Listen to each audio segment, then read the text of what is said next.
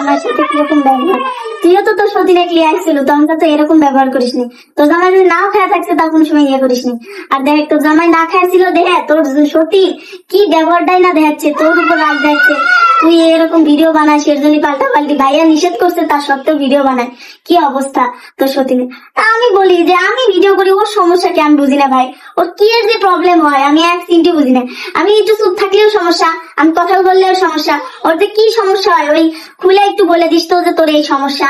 আমাকে নিয়ে আমার মতো আমাকে থাকতে দে, আমার বাচ্চা নিয়ে আমাকে থাকতে দে, আমাকে নিয়ে আমি নিয়ে আসবো, আমি আমার সতীনকে নিয়ে আসবো। ভাই আর যাচ্ছি না, আর যাচ্ছি না, মনে করিস না যে বারবার একই দান খেপে যাবি, বুঝছ না তোর কাছে।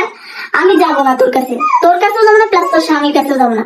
তোদের সংসার কেমনে সুখী করবো, কেমনে কি তোরা করে নে, এত ভালো ব্যবহার দিয়ে। তো ছোট সতীন পূর্ণিমা কিন্তু বড় সতীনের কাছে ফোন দিয়েছে যে তুই বাড়ি চলে আয়, তুই এরকম করতেছিস কেন, আমি তো এখন অনেক অসুস্থ।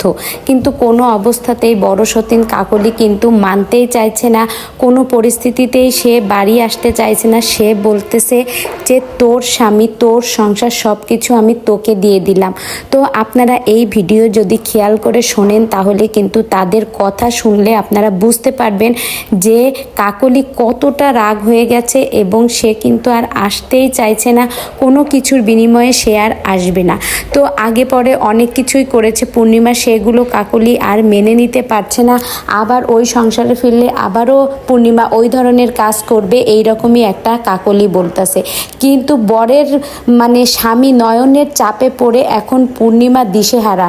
পূর্ণিমা এখন কি করবে? পূর্ণিমা ভেবেছিল যে কাকলি চলে গেলে স্বামী হয়তো পূর্ণিমাকে নিয়েই থাকবে, কিন্তু সেই রকম কোনো কিছুই হচ্ছে না। যেহেতু কাকলি বড় বউ, তার তো একটা দাবি অন্যরকম রয়েই যায়।